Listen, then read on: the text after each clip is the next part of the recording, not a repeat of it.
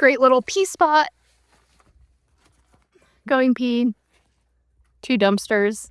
We basically just stop to go pee, to get gas, and to sleep.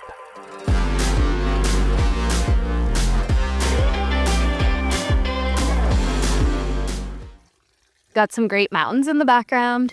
Dropping. Oh. Yeah.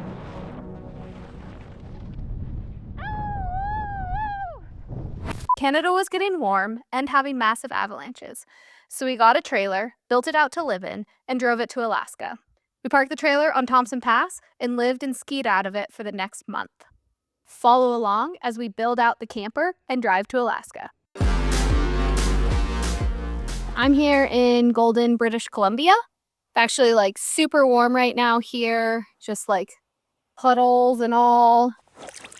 Yeah, sick, right? We made the plan, go to Alaska, drive up north, because if it's warm here, you just head up further north. Okay, hold on. Yeah, Canada's warm. Let me explain this a little more. At this point, Canada had a super unstable snowpack with a PWL, that stands for persistent weak layer, which basically means there's a weak layer in the snowpack that's pretty deep but not fully buried, and if you trigger it, the consequences are huge. Avalanches on avalanches that would be unsurvivable. Canada also at this point already had issued quite a few SPAs, which is a special public avalanche warning, and all that is to say is that it was just high avalanche conditions. And then once it gets warm, then there's gonna be just even bigger avalanches that are really gonna set off this weak layer. And you're just gonna have avalanches on avalanches on avalanches, like ridge to ridge to ridge.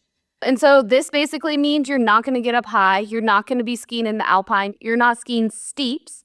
Don't get me wrong, skiing trees is super fun. But when it's the middle of March and you've been skiing trees all season, and March is the time you're supposed to be able to get up and step out and start skiing those bigger lines, you get a little antsy. So instead of staying and playing with the avalanches, we decided to go to Alaska. Okay, so back to that part.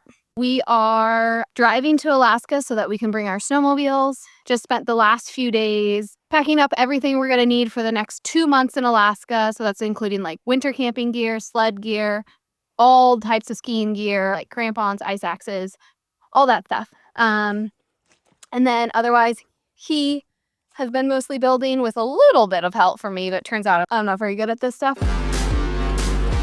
Got ourselves a spot to live.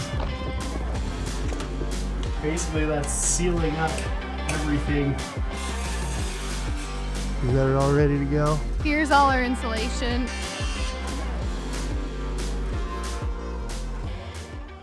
This is the finished trailer. I think it looks pretty good.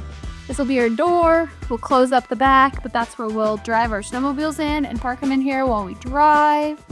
Beds that will fold down. We've got 3 different bed options with legs that come out. And then a table for a kitchen, stove to dry stuff. So hopefully it works. It should be waterproof, and yeah, I'm getting ready to just enter like full boys club. Should be good. Boys club means I'm headed to Alaska with these 2 boys. Logan, a split boarder, Buttons, a skier, both Canadians and both completely obsessed with skiing. I like how things feel in the Slough channel. It is 11:30, so not even midnight, the night before we're leaving. Finished loading everything and packing everything, starting the drive tomorrow. So the plan is to drive the Alaskan Highway north over 3 days, starting in Golden, British Columbia, and heading up through the Yukon, crossing the border into Alaska to get to Thompson Pass. There we'll park the camper, and then we're able to just sled and ski from there, living on the pass in the camper and enjoying skiing.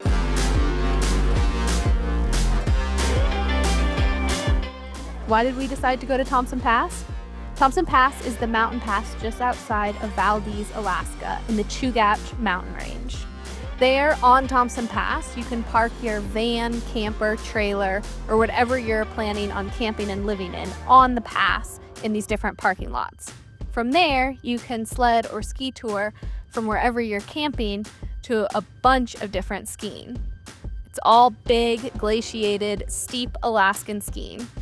And it's a coastal snowpack, so they get a lot of snow and the stability is usually pretty good. Breaking it down into 3 days, we were driving 12 to 14 hours a day, finding a spot to pull over at night, sleeping in the camper, and then packing up and doing it all over again. Couldn't find any utensils, so this is my utensil to spread the mayo. Making buttons a sandwich. Prioritizing driving, we weren't stopping for food, and so I was making sandwiches in the back seat. All right. Buttons. There aren't a lot of gas stations along the way, especially as you get up into the Yukon. So we were always paying attention to when our next refuel stop was. $2.09 a liter.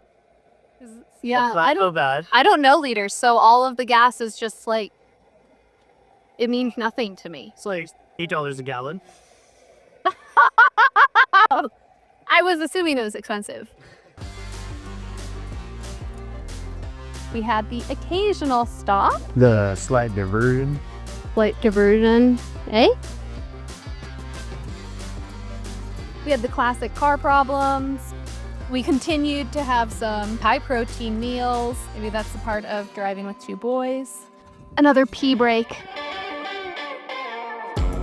We did stop at Whitehorse, which is the last big city in Canada. We weren't gonna have any other big towns between us and our final destination of Thompson Pass. So we took this opportunity to do a pretty big grocery store shop. You need a toonie to get a shopping cart. So we just have like Vince Gore. That's shit show.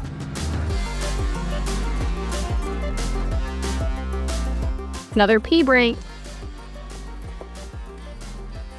Oh God. The road's a little rough. That gave us the flat tire, and late into day 3, we finally made it to Thompson Pass.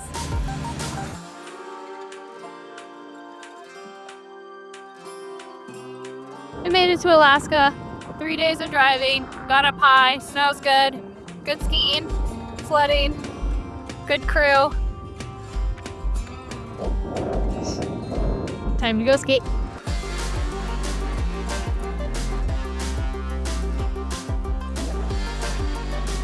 And so that's where we live for the next month on Thompson Pass, skiing and sledding straight from the trailer, getting to learn and get pushed in the big mountains.